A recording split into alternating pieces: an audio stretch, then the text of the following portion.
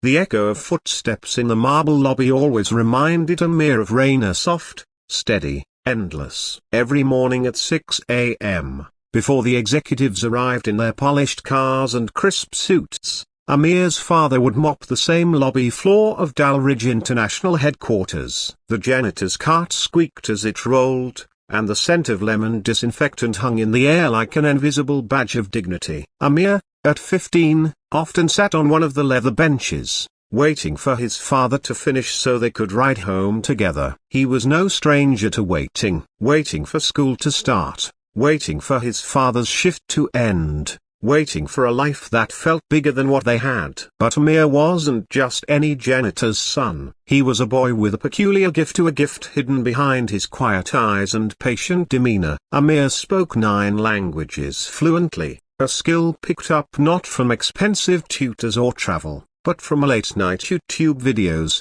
borrowed library books, online exchanges with strangers across the world, and a hunger to understand people. Arabic, Spanish, French, Mandarin, Russian, German, Urdu, Italian, and American Sign Language, each one a doorway to another life, another way of seeing. He had no reason to flaunt it. His father always taught him humility. Language is a bridge, his father said in their tiny apartment over a cracked bowl of lentil soup. But bridges are built to serve, not to show off. Dalridge International was a fortress of polished glass and brushed steel rising 50 stories above the city, a company built on global shipping and logistics. Its CEO, Victoria Callahan, was the sort of woman whose name opened doors in elite circles. Tall, impeccably dressed, she had an aura of precision, like a blade honed to perfection. She'd built her reputation on being ruthlessly efficient, the iron compass her board called her, guiding the company through turbulent global markets. She didn't notice janitors. She didn't need to. But one late spring morning, fate pushed their worlds together. It was the day of the big merger announcement. Dalridge was set to acquire a European competitor, and the press conference was already buzzing with reporters from 3 continents. Flags from multiple countries lined the stage, microphones blinking red, cameras poised. The air in the lobby smelled of tension and perfume. Amir sat near the elevators, a beat-up French novel on his lap, while his father polished the chrome railings nearby. He didn't see the CEO approach until her shadow fell across the page. "You," Victoria said sharply, pointing at his father. "There's a spill near the west entrance. I need it cleaned before the press arrives." "This isn't a bus station." His father nodded humbly and went to fetch the mop. Amir caught the flicker of embarrassment in his father's eyes, the sting of being addressed like furniture. Victoria's gaze shifted to Amir. "Why is your son here?" Amir closed his book. "Waiting for my dad." "You can't loiter in the lobby during a press event," she said. "This isn't a daycare." Amir's father returned with the mop and gave Amir a quick look, a silent plea to stay calm. "He's no trouble," his father said softly. "Just reading." Victoria's eyes narrowed. "Reading?" she asked. "That book's in French." "Yes," Amir replied. She tilted her head, smirking. "Do you even understand French, or are you just trying to look clever?" "I understand it," Amir said calmly. She laughed lightly, the kind of laugh that cut more than it amused. A janitor's kid reading French. Cute. Something flickered behind Amir's eyes, but he said nothing. His father's hand tightened on the mop handle. "Listen," Victoria continued. "This is a high-profile event. I don't want any distractions. Stay in the back or leave. Understood?" "Yes, Mom," Amir said. He didn't like being called kid, but he let it go. Hours passed. Amir retreated to a small alcove near the cafeteria where he could still hear the hum of the press conference. He didn't know that by the end of the day, he'd be standing in the center of it. Victoria strode onto the stage with the confidence of a general. Behind her, a giant screen displayed the logos of the 2 merging companies. She launched into her speech about synergy, global reach, and innovation, her voice crisp as champagne. But halfway through, A glitch cut the live translation feed. Reporters from France and Spain began murmuring. The Mandarin interpreter was stuck in traffic. The Russian delegate frowned at his earpiece. In an instant, Victoria's perfect conference began to unravel. She turned to her aide. "Where are the interpreters?" she hissed under her breath. "Still on their way." "Flight's delayed," the aide whispered. Victoria's jaw clenched. The global audience was slipping away. The deal's optics depended on seamless communication. And then she heard someone speaking clear, fluid French from the back of the room. Reporters paused, heads turning. A young man, thin but poised, was translating her words flawlessly. She blinked. It was the janitor's son. Amir stepped forward, his voice steady. "Elle did case partenariat va transformer la marche a tilde copyright mondial." A broken bar. His cadence was perfect, his accent elegant. When the Spanish reporters stared at him hopefully, he switched without hesitation. "Elle dice case to associacy 8 tilde cubed en transformer tilde inverted exclamation mark el mercado global." A broken bar. Then to Mandarin, "A ring en superscript 1 e macron e inverted question mark tma diaresis sidilla superscript a ring a diaresis 1/2 e 1/4 ma 1/4 a ring dot cubed c sidilla cubed a ring degrees ash superscript 1 e ring a ring dot diaresis c sidilla f a ring sidilla a ring o superscript o." A broken bar. The room hushed. Even the cameras swung toward him. Victoria stared, momentarily speechless. "Whoa, broken bar. Who is this?"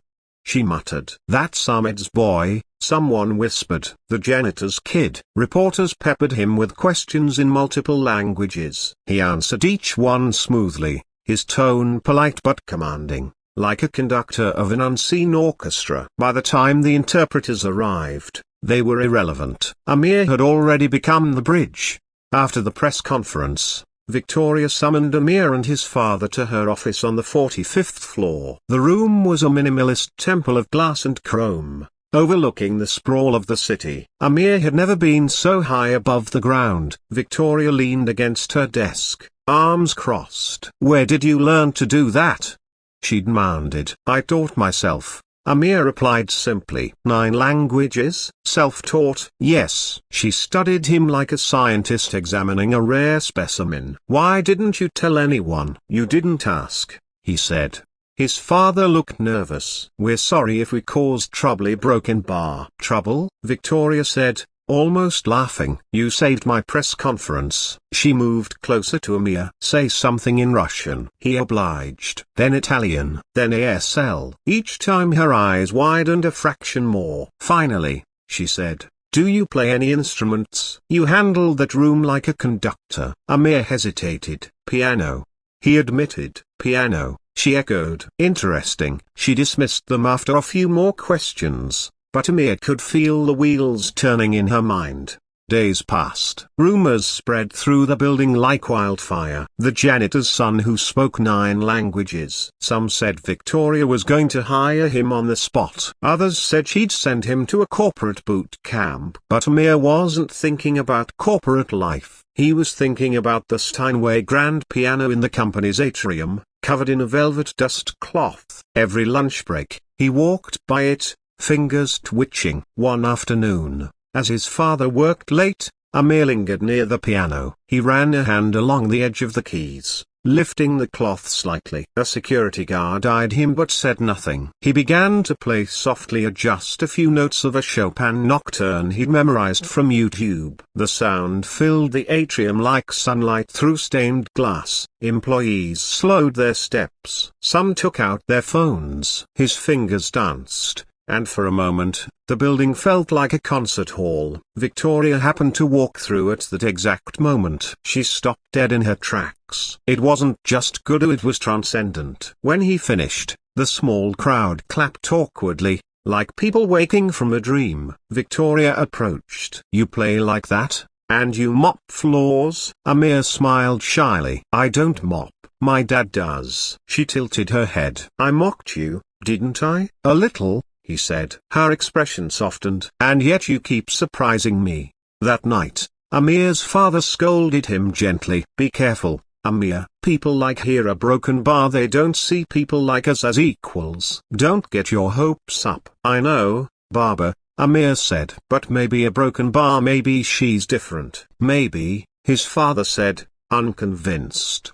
Victoria couldn't shake the image of Amir at the piano. It gnawed at her the idea that genius could bloom anywhere, even in the shadow of a janitor's cart. She found herself replaying her own childhood memories, a cramped apartment, a mother working 2 jobs, a scholarship that catapulted her to Harvard. She built walls around her heart to survive in the corporate world, but Amir's music cracked them. She called her board. "We're launching a new cultural initiative," she announced. "Language, music, mentorship, community outreach. I want Amir involved." "Amir who?" they asked. "The janitor's son," she said. The next week, Victoria called Amir and his father back to her office. This time, she smiled at an expression that felt almost unfamiliar on her face. "I was wrong about you," she began. "About both of you." They said nothing, waiting. "I mocked you because I assumed your world was small," she continued. "But you've shown me it's bigger than mine." She slid a folder across the desk. Inside was a scholarship offer to the city's top international academy, plus an internship in Dalridge's cultural exchange department. Amir blinked. His father's hands trembled as he picked up the papers. "You don't owe us anything," his father said quietly. "I'm not doing this out of charity," Victoria replied. "I'm doing it because he's earned it. And because he broken bar, he reminded me of something I forgot." "What's that?" Amir asked. "That the power of humanity is bigger than any business deal," she said softly. Amir accepted. Over the next months, he became a fixture at Dalridge, and not as a janitor's son, but as a cultural ambassador. He helped translate for international clients, designed cross-cultural training, and gave lunchtime piano recitals that drew crowds from every department. Employees began seeing each other differently, too. The invisible walls between staff and executives started to crumble. Victoria changed as well. She instituted mentorship programs for underprivileged youth, raised wages for support staff, and insisted on learning Spanish herself. She would often practice with Amir in the cafeteria, stumbling over conjugations as he grinned. But the true test came when the company faced a crisis, a labor strike at one of its overseas ports. Tensions were high, negotiations deadlocked. Victoria flew in with a team of lawyers. Amir came too, as an unofficial interpreter and mediator. On the dockside,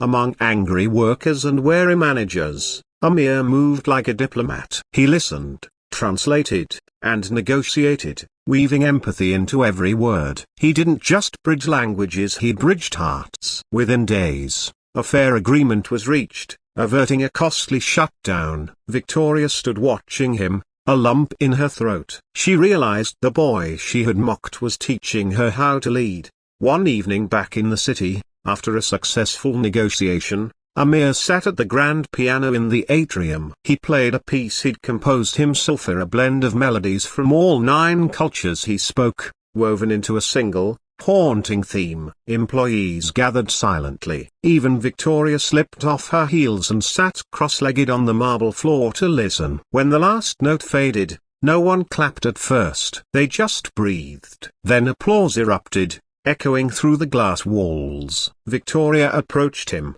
eyes shining. "You've done more for this company than I ever dreamed," she said. Amir smiled. "I just spoke the languages I know." "No," she said. "You spoke the language of humanity."